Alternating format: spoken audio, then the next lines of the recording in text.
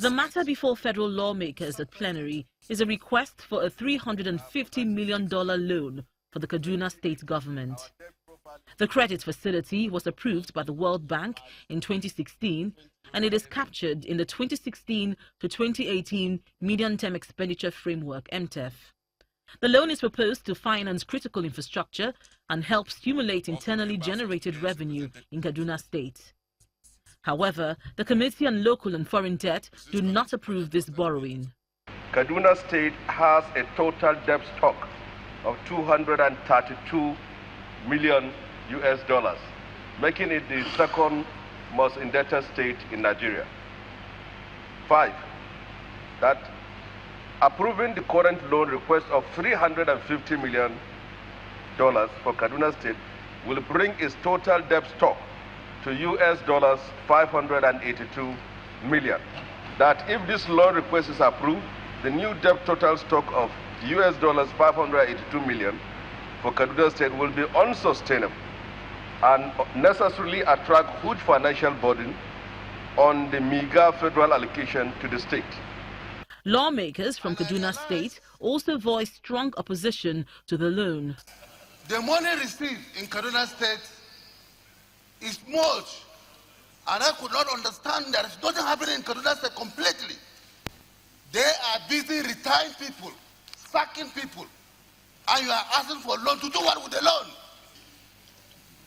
I crave the indulgence of our colleagues that the application of that loan, among other things, is indeed a misplaced priority, as we have clearly seen, and hence I strongly stand behind the prayer of the chairman of the committee that this very important chamber do reject that request for the loan.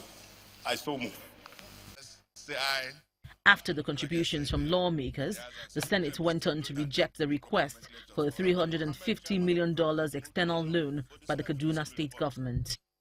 Although the Committee on Local and Foreign Debts rejected the loan on the basis that it would put a strain on Kaduna State and further erode the economic viability of the state, it is, however, not surprising that all the Kaduna State lawmakers are opposed to the loan, as they have been locked in a fierce power tussle with the state governor, Nasir El-Rufai. Linda Akibe, Channels Television News.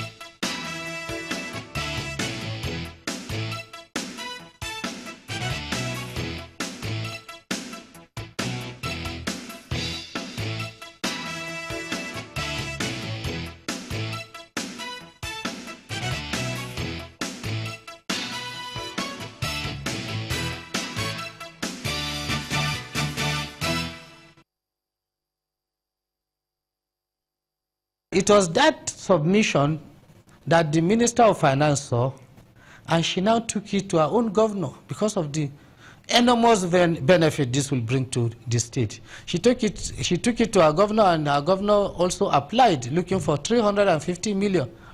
So it's the same Senate, the same condition, the same amount of money. They approved, but they refused to approve that of Kaduna. You can know that something is wrong. Is strictly political. It has nothing to do with development.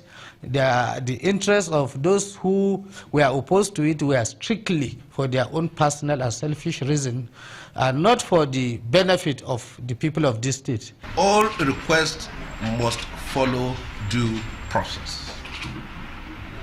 It's not alone you telling us that this is what you want to do with the money. We have to verify number of things.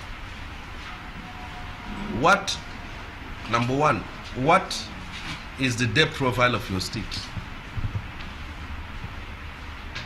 And if you get this loan, will you be able to pay this loan and pay salary? Will you be able to pay this loan and pay your contractors And will this loan not be a burden to our children and our own grandchildren? This is what I want you to understand.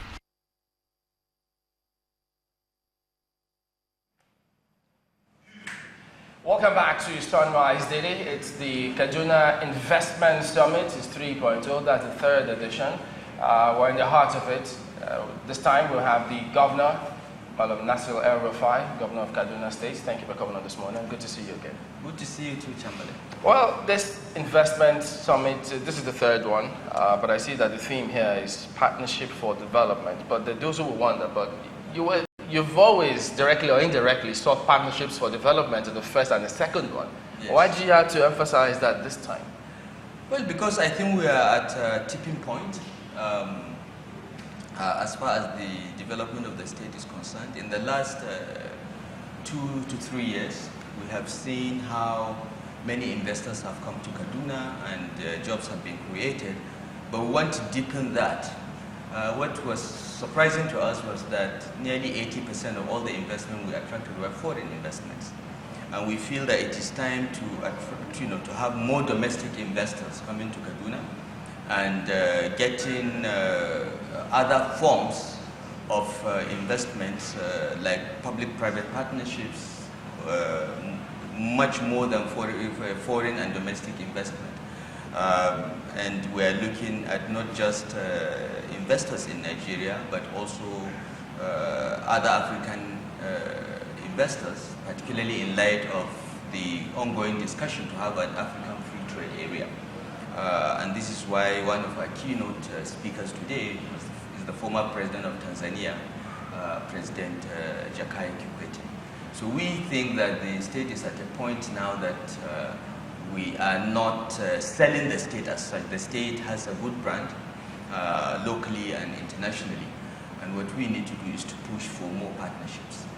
You know, I've heard people talk about, yes, the importance of us having local investors invest their monies in this country. Yes. But in terms of the capacity of the private sector, some of them have also accused governments of, both at the federal and state level, of not encouraging them enough, that they prefer FDIs who in most cases turn out